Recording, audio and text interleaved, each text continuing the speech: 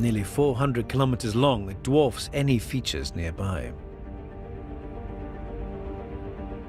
No one quite knows how this unusual teardrop crater was formed. The latest in a long line of mysteries, it will prove an intriguing stop on any Martian adventure.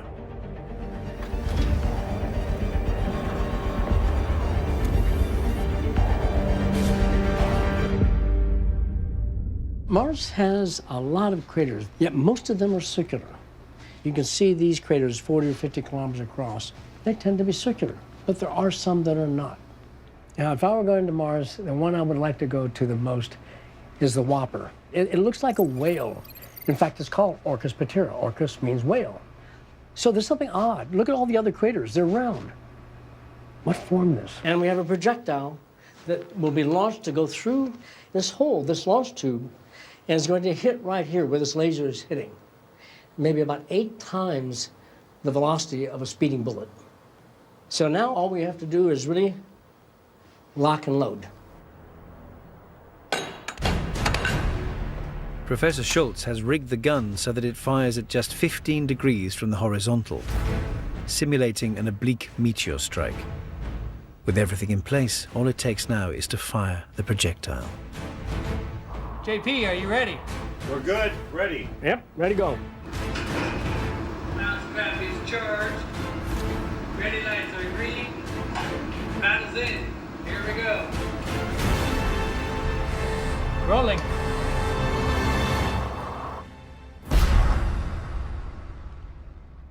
Oh, sweet. 5.53 kilometers per second. Well done. To see if Professor Schultz has recreated Orcus Patera, he needs to analyze the footage. And now we watch the evolution of the plume. And you can see this vapor, this plasma. This is 6,000 Kelvin. This is really hot. It's like the surface of the sun.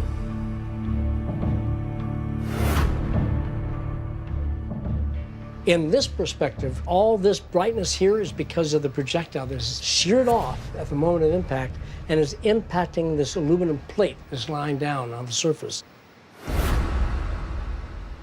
At the same time, the crater's beginning to form. Right now, the crater looks like it's a gash. It begins as a gash.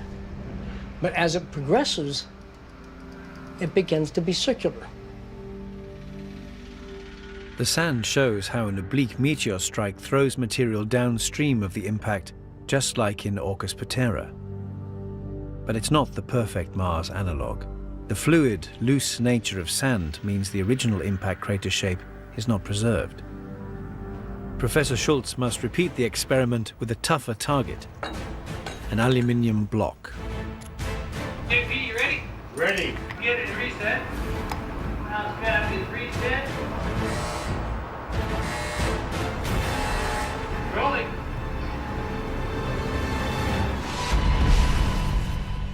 All good. We got it. We got it. We got it. We got it. Let me see. 5.60 kilometers per second. Well done, sir.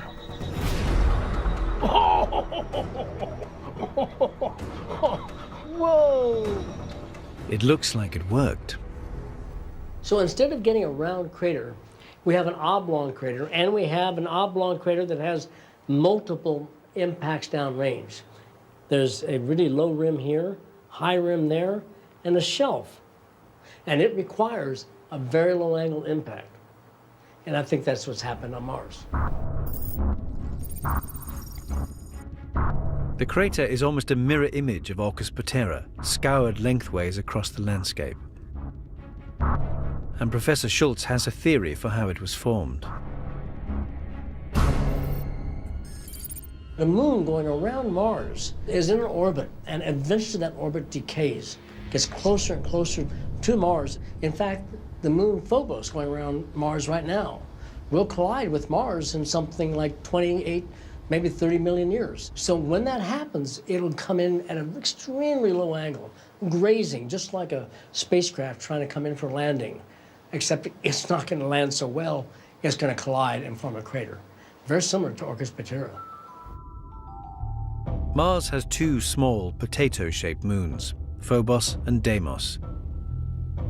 But Peter's audacious thought is that there was once another lost moon orbiting the planet. The theory makes sense, but the jury remains out. Situated close to some of Mars's largest volcanoes, other scientists argue that volcanic forces could have created the crater by stretching and compressing the ground. If we are to discover the crater's true origins, we must go there ourselves. Because it's only by studying landscapes up close that we can fully understand them. We can look at the San Andreas Fault. It's right there. But to understand how old it is and understand what's on both sides of the fault, you've got to be there. I think we need to be on Mars. Standing on the rim of Orcus Patera, I'd probably find the entire history of the solar system spread across the surface in different places. I wonder, could I pick up the rock that actually came from the object that formed this enormous feature? Could it be an ancient moon of Mars? Could it just be another big giant asteroid? This is the advantage of being there. You identify the rock, you make a decision, your choice, you look, you study. It's entirely different when you actually hold the sample, and that is the next step. For now, Orcus Patera remains a mystery, but what a beautiful mystery it is. Imagine standing atop the crater rim, rising 1,800 meters above the surrounding plains, looking into the depths of the crater, almost 2.5 kilometers below. What an incredible and enigmatic stop on your adventure across Mars. Our technology has allowed us to map Mars in unprecedented detail. Some of the landscapes we've discovered look eerily like those on Earth, while others are completely